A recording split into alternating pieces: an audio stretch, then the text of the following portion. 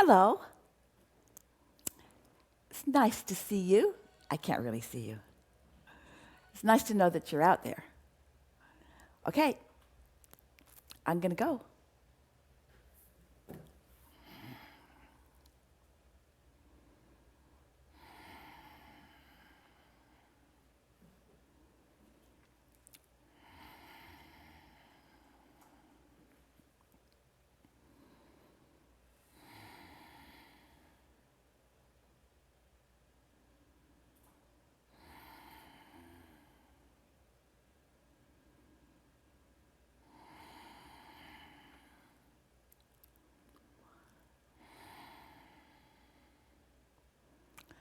We are here and ready.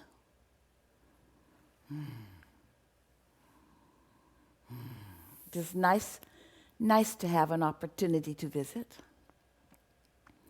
You're knowing what you're wanting. Moves about, yes. Are you noticing that your desire expands? And by expansion, we do not necessarily mean, in fact, we do not even mean that it moves broadly from subject to subject. By expansion, we mean, do you notice that your desire moves more specifically? Expansion is more like a telescope looking deeper, like a microscope looking deeper than it is a telescope looking farther. Although both are expansion. But in this business of you creating your life experience, while it is both, it is mostly about desires making more sense to you, or filling in with more detail, or being more satisfying than they were before. We're eager to begin through the pile that you've submitted. We're enjoying your evolution and expansion. We like having conversations where we express something in a new way, like leaving a little nugget along your trail. And it is always satisfying to us when you acknowledge that as something that you have not seen before and ask around it a little more. And that is certainly what is happening these days with so many of you. So, here we go.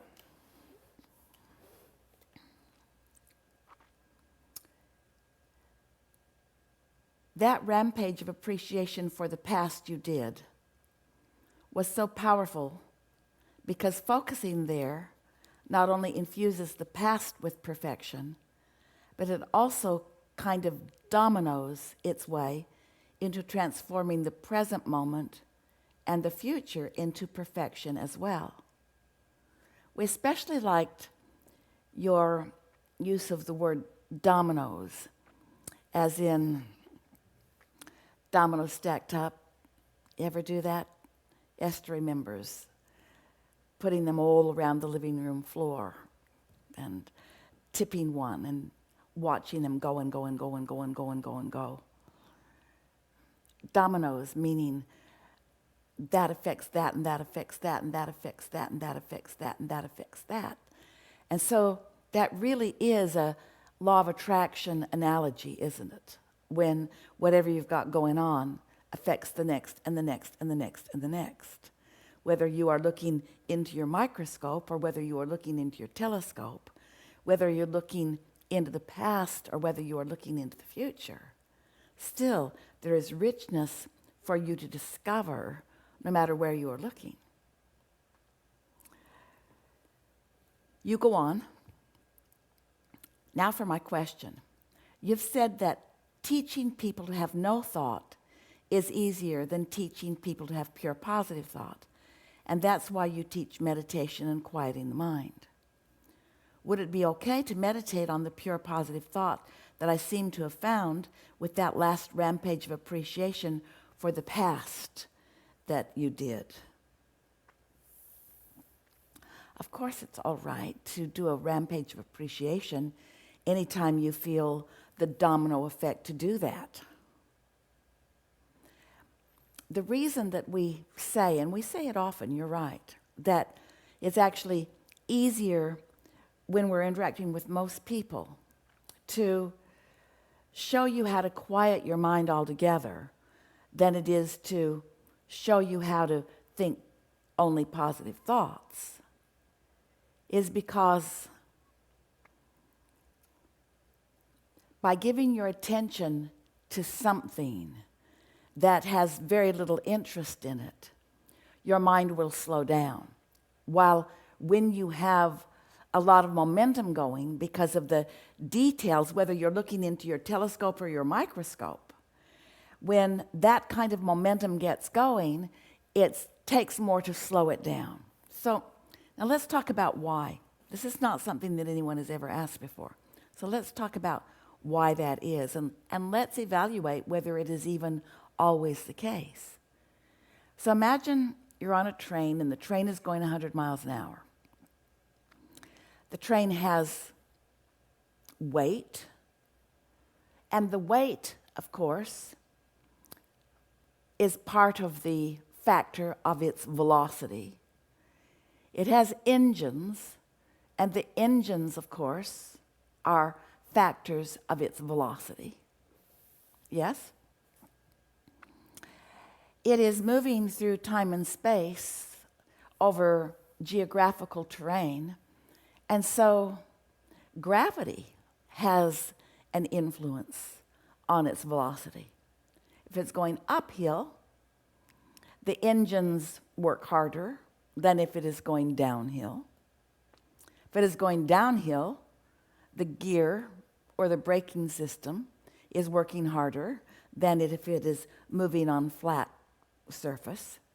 And so, in a similar way, you are moving through your time and space, and you are also affected by the physical laws of your physical universe. So now let's talk about your thought train, so to speak, the momentum of your thought train. And you gave your attention to something for 16 seconds, and another thought joined it. And you didn't offer any contradictory thought, and so in the next 16 seconds, another thought joined it, until eventually you have momentum going on this thought. And the more momentum you have going, then the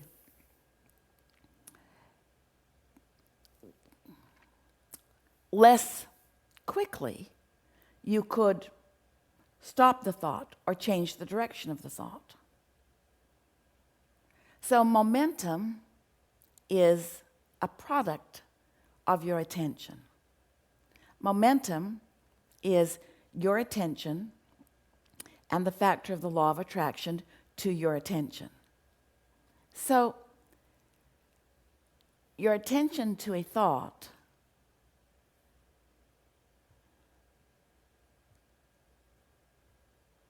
brings another thought. And now these two thoughts, these two attractive thoughts, would have momentum than the one attractive thought. And then three attractive thoughts joined together would have more momentum than one or two. A belief is a thought that you continue to think. And so once you've thought a thought long enough to attract vibrational, see it, hear it, smell it, taste it, touch it, evidence, now your attention to the evidence continues the momentum of the thought. You see what we're getting at? So as you move through your life experience and you have these thoughts that you often think that prove their attractive power, they don't prove their rightness or wrongness. They prove their attraction power to you by the way they manifest in your life experience. So if you have been giving thought to something, even to the point where you've come to believe it and expect it, but it is not something that you want to continue to experience. What do you do about that? There's momentum about an unwanted subject. How do you stop that momentum?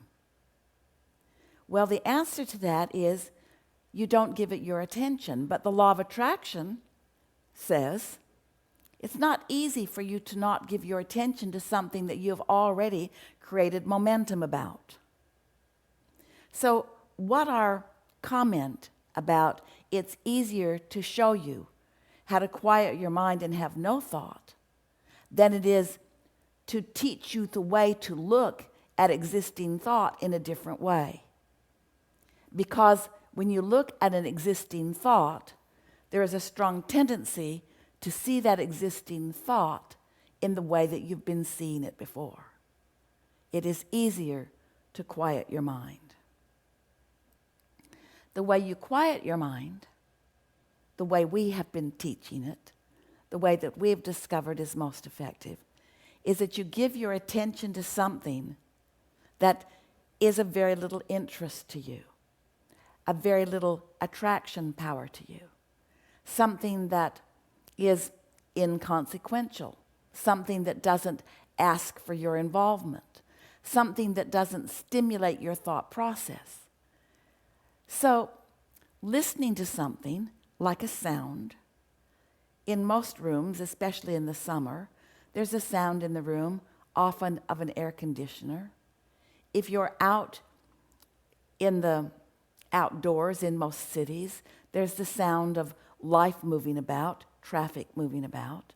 In this room right now, there is no sound of air conditioner, but there is a sound of some of the equipment humming in the background. In other words, there is usually something that you can find, that you can listen for, that is not of much interest. In fact, you may not have even been noticing it before you turned your attention to it. But in almost every moment in time, if you decide that you're going to listen for something that's not really obvious, that can be interesting enough to get your attention, but not of such interest that it stimulates your thoughts into other subjects that get your mind going again. It's easier to quiet your mind in that way than it is to take an existing thought that is moving fast with momentum about something wanted or unwanted and slow that thought. That's what we mean by that. What would be the advantage of slowing a thought? It has attraction power and is attracting what you don't want. Is there an advantage to slowing thought if it feels wonderful? Not an advantage that we would be seeking. A thought that feels wonderful, we would follow. We would stay in vibrational alignment with it. We would encourage, by our attention to it, that thought to be responded to by law of attraction in ways that would broaden it and deepen it and bring even more satisfaction to it. There's a lot to think about in all of that, and we are certain that it will stimulate more from you as we are moving forward. Is it more right for you to think more thoughts? Not right or wrong. Might be more interesting. Might be chaotic. Could be overwhelming. You have to decide. We would be evaluating our attention to thought in one way and one way only. How does it feel? If this thought is interesting, we would give it our undivided attention. If this thought is frightening, we would distract ourselves as best we can. If this thought is boring, we would look at it until it becomes not boring. There is not a reason for any thought or any experience to ever be boring, because the ability that the law of attraction has, whether it's microscopic or telescopic, to expand that thought into something of interest for you is inevitable. Here we go, next one. I have a college and high school reunion coming up this fall. I feel miserable about going. I was someone with big dreams, and I certainly exuded that during my time at those schools. I went to a pretty prestigious college for actors. Many of my classmates have big accomplishments to be proud of, like starring on Broadway and in movies. And while I have a life that I appreciate, I don't have any of the big dreams that inspired me during those days. I know I want to feel good. I know I didn't rendezvous with my youthful dreams. Do you have any brand new perspective that might cheer me up?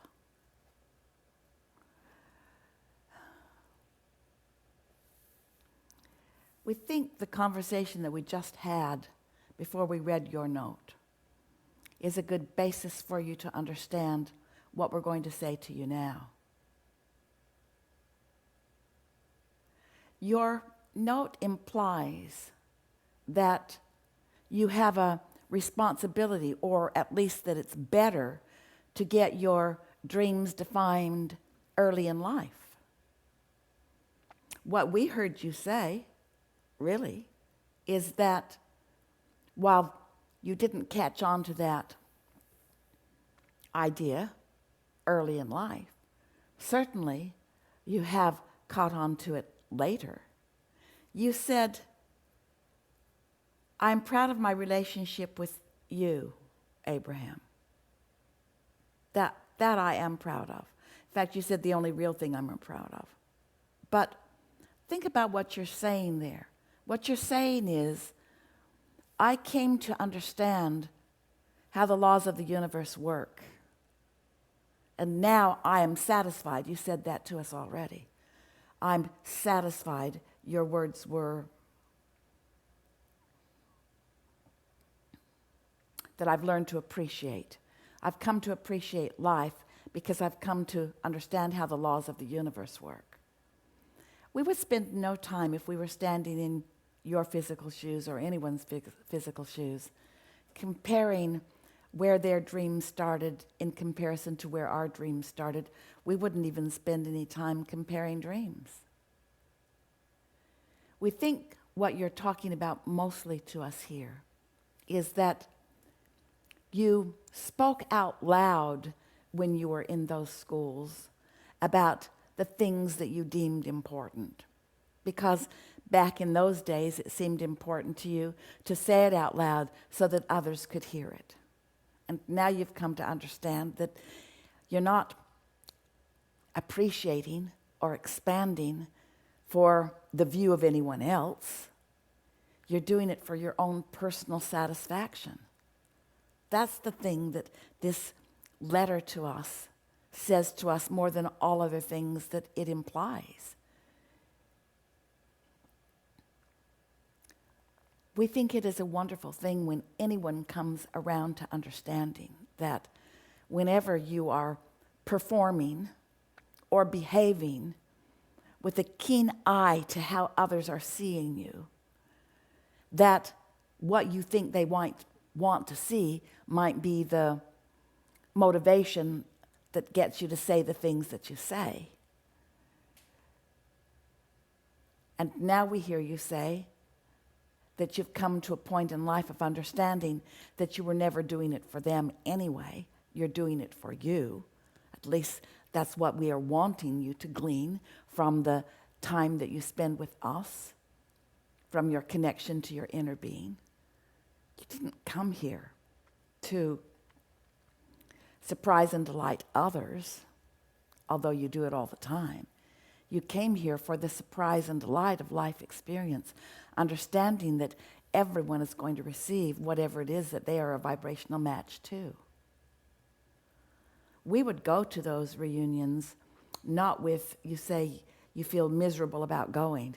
We would go with great delight, with an understanding that you now know how life works, and not with an interest of comparing yourself and your current dreams with any of them and their current dreams. We wouldn't go wondering if they're still feeling fantastic in their life experience. We wouldn't go with any sense of measuring any of that. We would go for the simple pleasure and delight of focusing and feeling and reveling in the expansion and experience that you have lived. Really, friends, anytime you spend much time in a comparative attitude of you compared to anyone else, it's never productive and never feels good for more than a moment. But when you go anywhere, in any moment in time, with an interest in your personal recognition of your personal expansion, that's what this time and space is most significantly about. It is here in this awareness of time passing and in this awareness of being able to move through space that you're able to experience your own personal satisfaction about what you are about. Oh, others and what they are about. That's nice for step one moments. That helps you launch rockets of desires. We understand that. But you really did not intend that kind of comparison in any form of evaluation of your rightness or wrongness or progress or lack of it. That's all a very personal thing.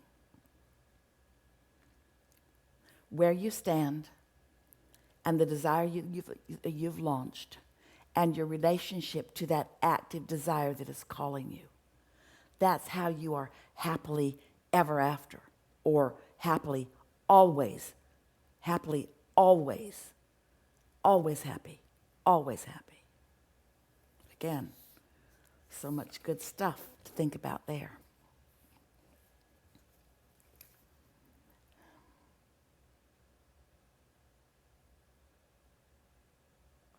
If I understood correctly, time does not really exist. No, you didn't understand that from us. Time exists. Time and space exist with great reason. You chose to focus in a time and space reality.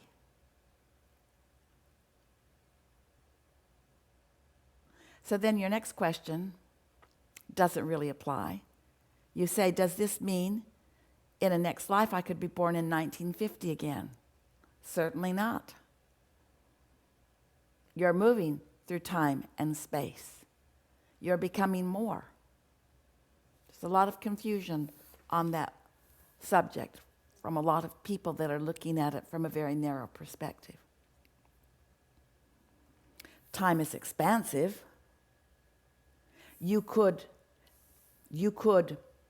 not have been born at all in 1950, and you could read about it and learn about it, and you could focus upon it, and your perspective about it would be different from those who lived within it. But then those who lived within that time or that decade, that era, their perspectives are all very different too. What you're making us want to say to you, what you're evoking from us, is that there are not two of you who are seeing any time, even though you may be standing right next to each other, walking through that time together, seeing it exactly the same. Esther had a really satisfying experience last week because a very important person in her life experience, a friend she grew up with, made contact with her. And they spent an hour or so on the phone, remembering the time that they spent together. And it was delightful to Esther because they were the same age, spent a lot of time together in the same small town, knew a lot of the same people, and did so much together. And it was fun for Esther to reminisce. Remember that? Remember that time? Do you remember that time? even with this very close friend who shared these same moments in time, Esther found herself saying, I don't remember it quite like that. Her friend said, remember when my dog Fuzzy pushed you in the river? Oh, Esther remembers that. It's in the Sarah book. And I ran directly to your house and you beat me home, her friend said. That's not the way Esther remembers that. Esther floated and floated and floated and floated a long way into the pastures beyond her house. Took her a long time to get out of that river, and it was a long walk home. And her friend remembered beating her there. Esther remembers, where did her friend go? Why did her friend not run along the riverbank? They remembered this emphatic experience entirely differently. Not two of you remember the same thing, the same way, because you're never standing in the same place. However, we have a very important announcement to make to you. Your inner being, that non-physical you that existed before you came into this body and who still exists in that non-physical perspective even while you are in this physical body, is aware of you in every moment in time that you are focused here in this physical body. And that non-physical you maintains a perspective that is very helpful for you to calibrate to. What we mean by that is your inner being is aware of where you are. Your inner being simply knows the well-being of where you are, while you may not. So your awareness of your inner being is known to you before someone like us explains it to you in detail by the way you feel. The more interest you have in something, the more connected to your inner being you are. The more happy you feel, the more a vibrational match to your inner being you are. The more insecure you feel, the less connection. The more angry you feel, the less connection. The more negatively interested in other people, the less connected you are. The more joyfully aware of other people, the more connected you are. In other words, so many of you are looking for, with interest, for opinions of others, and we get that. It helps you sift and sort and decide for yourself what you most prefer. And there is so much satisfaction to be experienced from your interaction with one another. But if you would be one who would replace your awareness of your inner being, which is to say, your awareness of feeling good, if you would replace that with any attention to any other, then you would be working to your own disadvantage.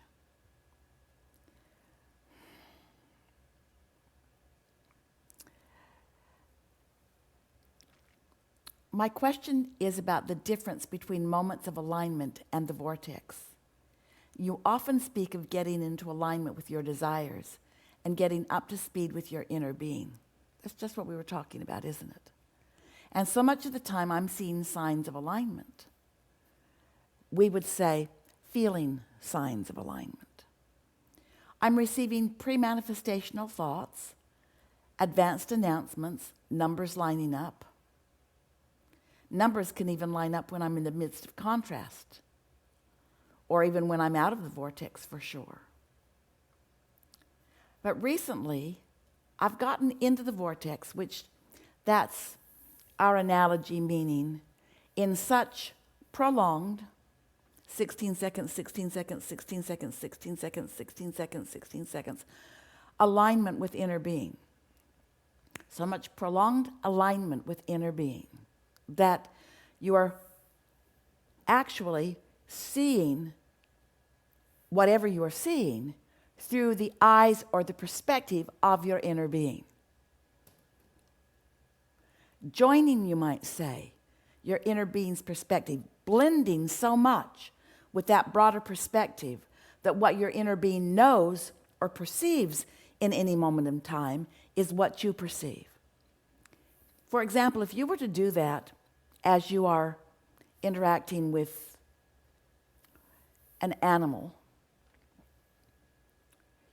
you may very well feel the satisfaction in the moment that that animal feels. If you were to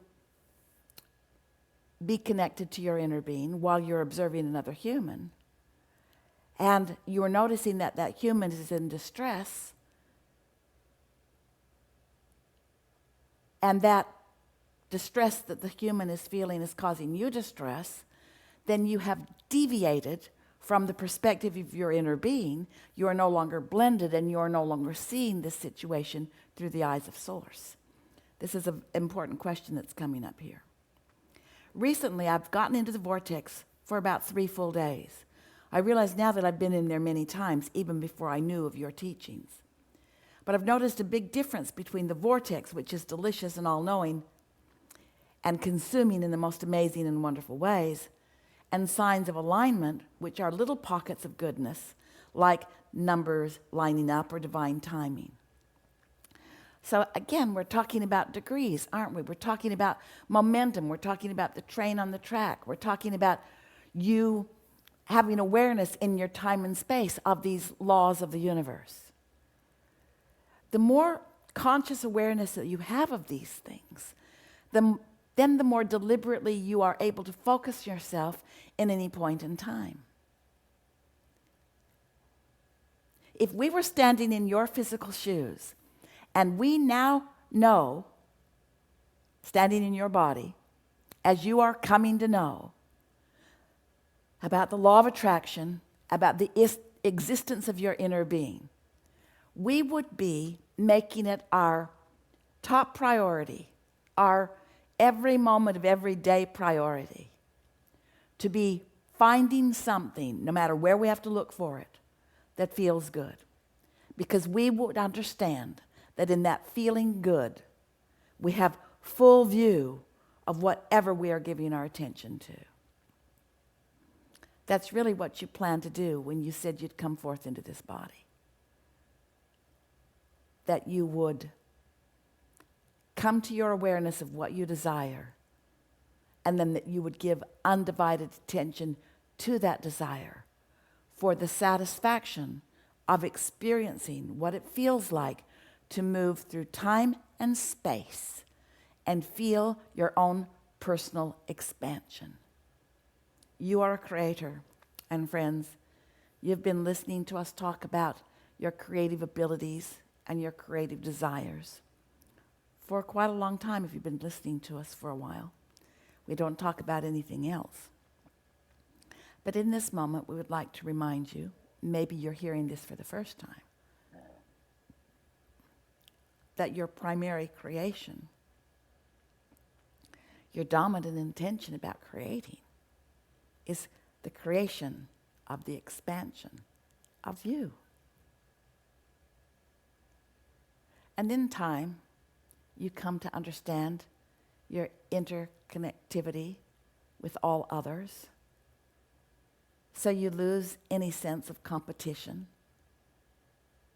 You leave behind any worry of shortage consciousness, like if I don't get it, somebody else might get it. You begin to accept not only the wholeness of who you are, but the way the wholeness of you fits in with the wholeness of others. And when that happens, you would find it incomprehensible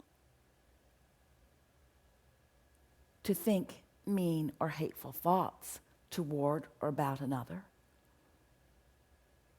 Incomprehensible to feel insecure in an environment that offers you everything all of the time. We know these are big thoughts. And we know that you may be right up to speed with them and basking in the deliciousness of every syllable that comes out of Esther's mouth. And we know that sometimes this just sounds like crazy talk. But it is our absolute knowing and our promise to you that you are source energy, pure positive energy in a physical body, and that life is supposed to feel good to you. And when it doesn't, you are the one who has to do something about it. Nobody else can fill those shoes. They try, but they fail. And in time you come to resent them.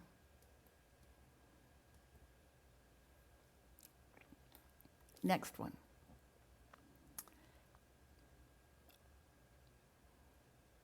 Is the path of least resistance and the path of most allowing the same?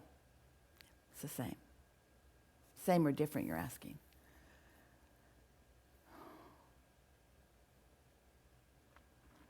In order to understand why the path of least resistance and the path of most allowance could be exactly the same thing, you have to understand the allowance of what?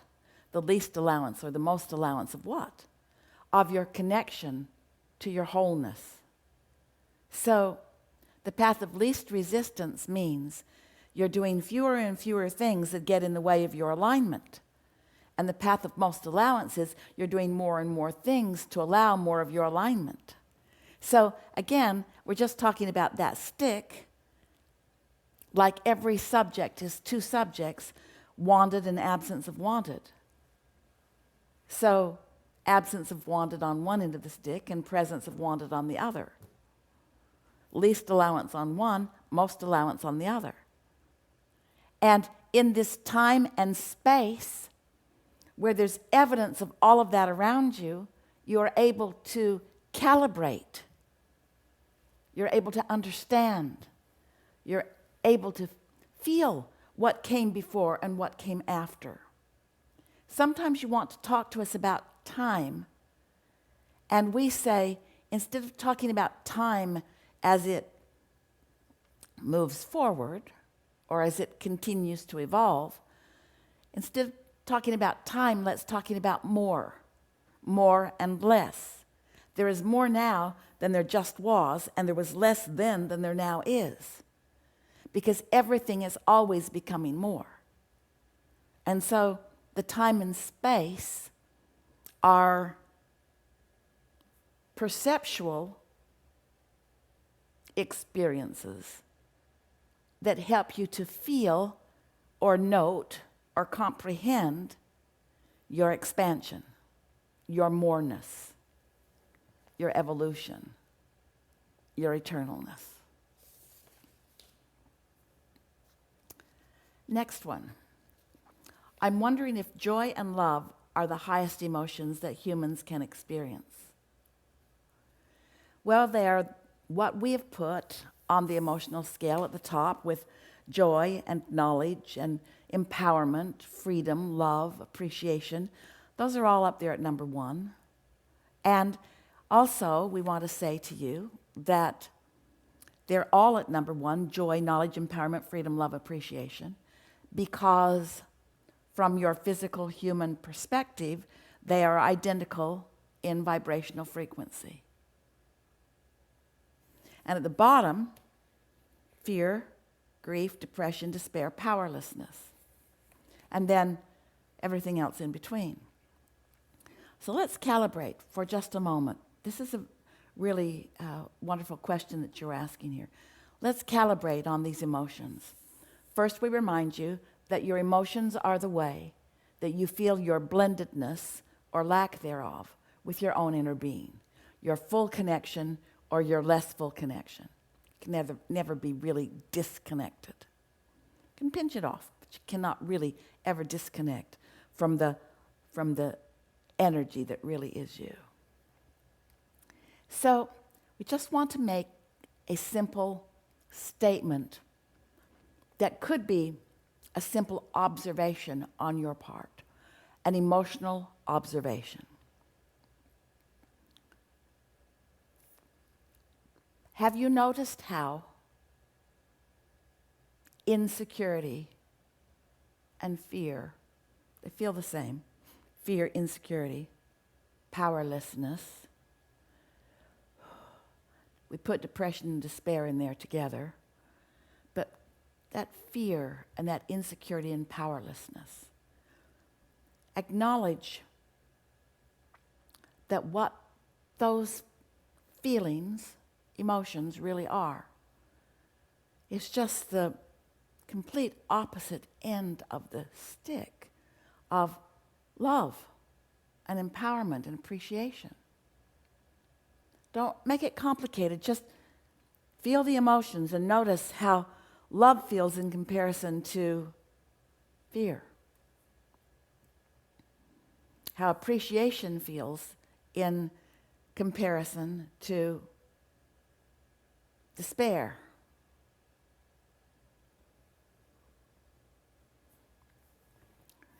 Your emotions,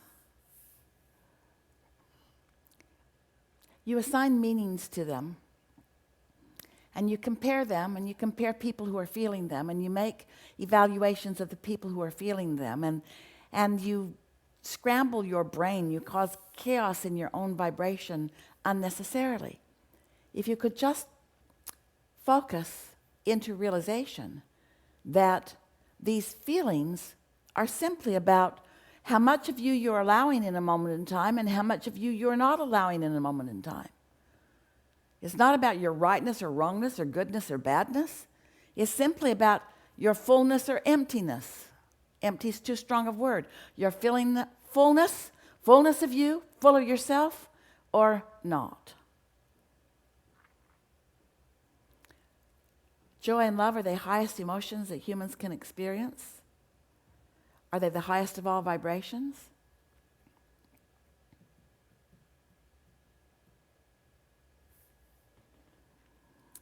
The earlier question that someone brilliantly received and presented to us about snatches of alignment in comparison to being in the vortex for days at a time. That question and answer applies here. The vibration of love is the highest frequency. Let's just say yes to that. But the amount of time you spend there and the compounding evidence and momentum that it brings adds so much more to your experience. Do you acknowledge? So what we're really talking about is the pureness of a frequency and how it feels, and the longevity with which you remain there. That's really the differentiation that you're trying to make here. Because there are sparks of awareness that thrill you. But to be able to maintain that is about new discovery always. Isn't that interesting? Because when you find something that feels wonderful, your ability to continue to perceive it in that same wonderful way is really contingent upon your exploration, whether you're looking into a microscope or a telescope. It's the moreness that keeps those emotions at their height. Therefore, we're going to say something to you that few people on this planet are willing to comprehend. But we know for sure that large numbers of you are going to hear this. You, dear hearts, here in these physical bodies, exploring with your microscopes and telescopes, are what are the reason that what you're wanting to call source energy, what we are calling this non-physical consciousness that we are, you are the reason for not just the maintenance of those high frequencies, but the continuation and expansion of them. Because of who you are in connection with who we are, and we are all one and the same. So say it better. Because of the perspective of you, in combination with the perspective of us, the expansion of the universe continues to surprise and delight all of us.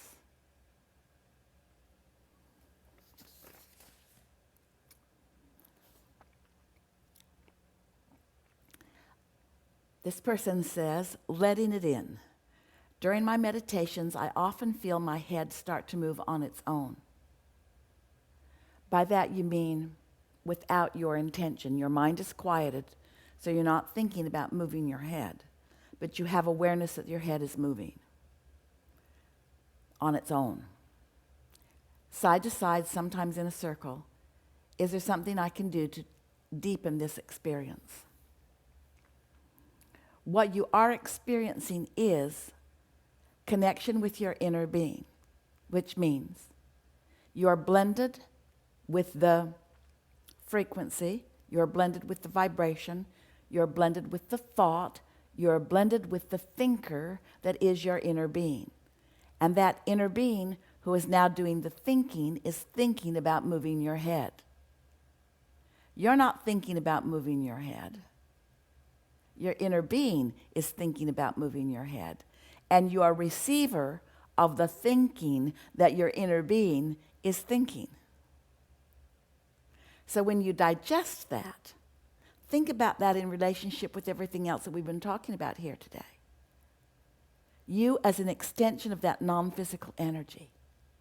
Sometimes your exposure to life causes you to ask a question, which causes an attraction of your inner being who knows the answer to that question. But in the process of this, you having an experience that causes the connection of the answer to come to the question that you are asking, eventually, if you remain intertwined enough deliberately with your inner being as you're doing through this meditation, then you and your inner being begin to experience questions and answers, problems and solutions simultaneously, to the point where you don't say, my head is moving on its own. You say, the blended me is having an experience that the not blended me cannot have. So much of what you do in any given day is that kind of experience. An impulse to go somewhere, to speak something, to exit the freeway, to enter the freeway, to walk into a room or out of a room, to pick up the communicative device and contact someone. So much of what you're living moment by moment is just like that.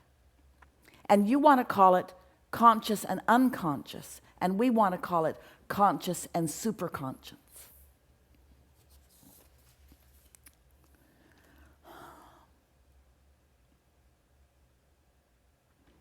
Next question.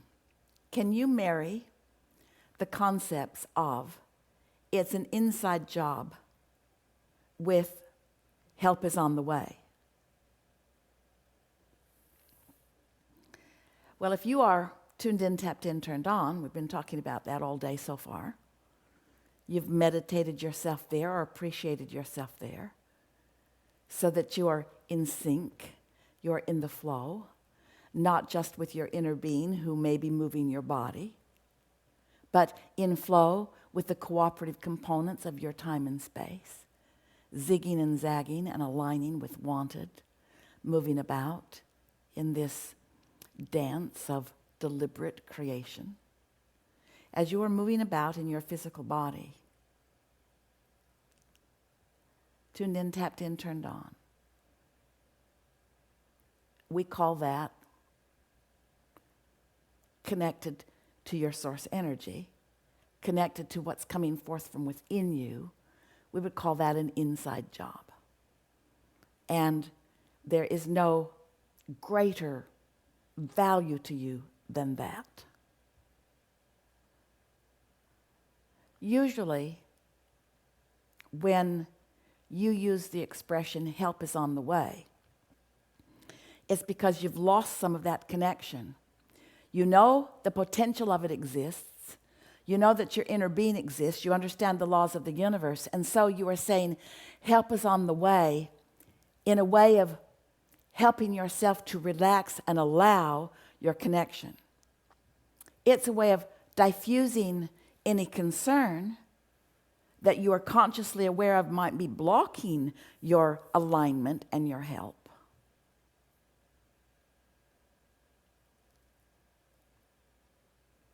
Inside job and help is on the way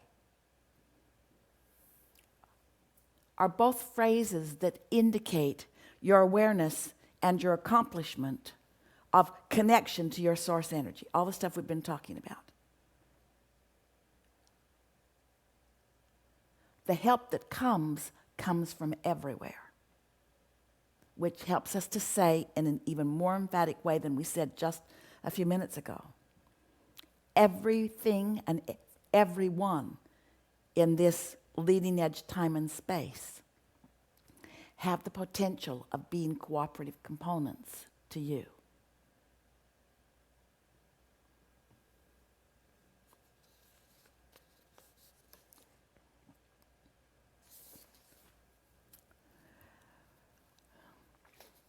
Next one. I understand that we humans have to shift through. You wrote shift through, and you maybe meant shift through. We say sift through, but we like your word shift through because you are shifting as you are sifting, for sure, through the contrast, to seek for what we want in life as well as what we don't want. You're sifting and shifting. But I struggle to understand why the universe has made it so hard for us to understand the concept of alignment and to find alignment with our source. The universe has not made it difficult or easy. In fact, it isn't difficult or easy for everyone in exactly the same way. The difficulty or ease is a perceptual thing and has to do utterly with that inside job of connection that we were talking about. When you made the decision to come into this body, you knew about the variety and contrast that would exist, and you embraced it completely because you knew that out of it would be born more. So you knew you wanted it because you knew the expansion of all creativity requires that.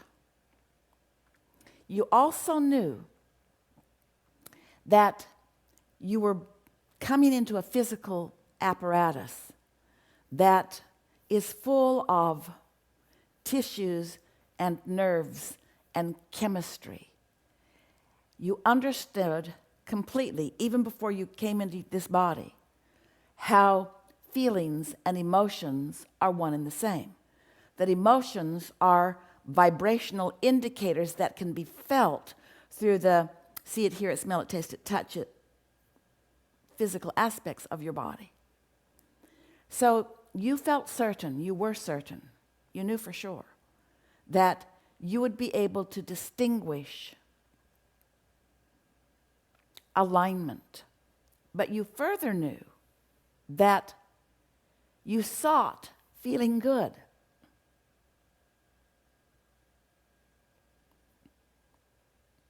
Seemed like a simple plan to you. I'll go, I'll experience, I'll launch rockets, I'll discern differences, and I'll choose from those differences.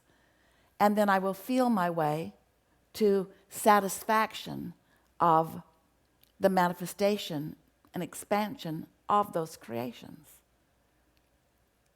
So your question really is about, what it's pointing right at is,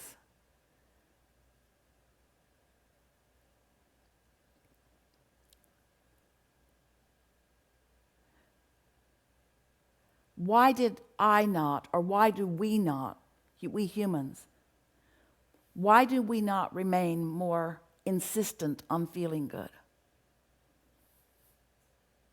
Well, it's because as those around you don't,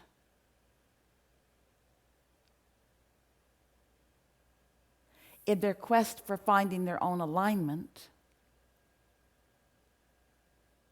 in a not understanding way, they seek to control the conditions, which often include you, in order to find their alignment. And as you know, if you've been listening to us for a while, the law of attraction is responding to all thought. Not only the pure positive thought that your inner being is thinking on that inside job, but all thought. The universe is expanding. The contrast is expanding. Now think about it in a very clear way. Isn't it logical to you that an expanded universe gives you more choices? And therefore, isn't it logical to you that when you decided to come into this physical body, that you liked the idea of more choices more than you did of less choices? You felt no risk because you knew you would be able to feel your way to the best feeling choices.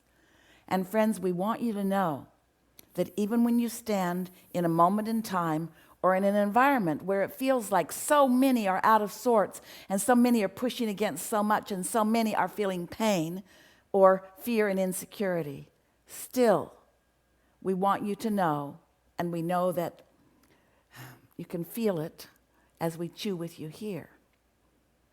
You would choose that variety. You would choose that variety. You did choose that variety because you understand the logic of the newness that is born from it. So we'll just say to you in blunt and simple terms, in answer to your very important question, you didn't plan on getting so out of whack and staying so out of whack that you didn't know how to get back into alignment. You thought it was a given from your non-physical perspective, seemed so completely logical to you that you'd want to feel good and therefore you would gravitate toward the thoughts that do feel good. And ultimately, you do. You've just become a society that is willing to be uncomfortable a lot longer than you intended when you decided to be born. But it's not to a terrible end because you know what's happening? The more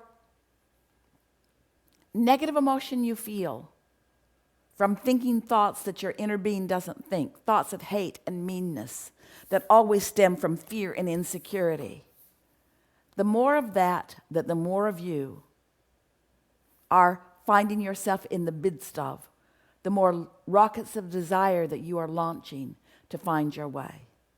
And the more rockets of desire that you launch to find your way, the more of you who are tuning into broadcasts like this are coming to understand the questions to the answers that so many are asking for.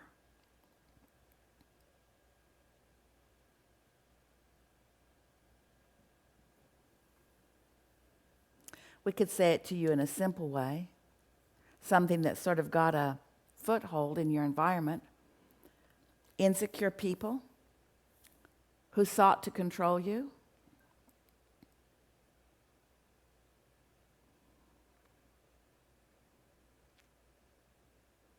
who did so by inflaming your sense of insecurity.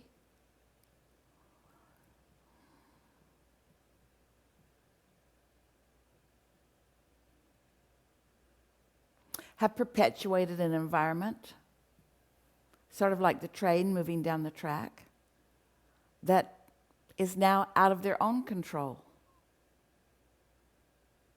or seeming so. But they are in step one moments, and they're launching rockets of desires, and their inner beings are aware of them, and help is on the way.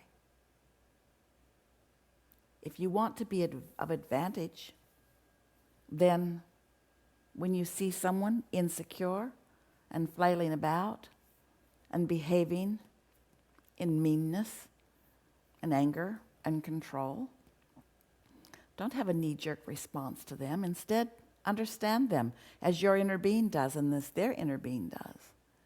And see them as those who are powerfully launching new rockets, who are an important part of the expansion of the universe.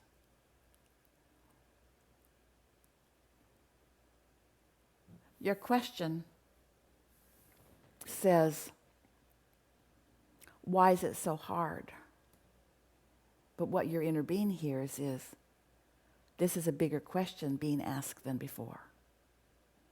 Your question implies something's gone wrong, but your inner being hears, oh, a stronger desire is hatched than ever before, and the world is going to turn in a new way as a result of that.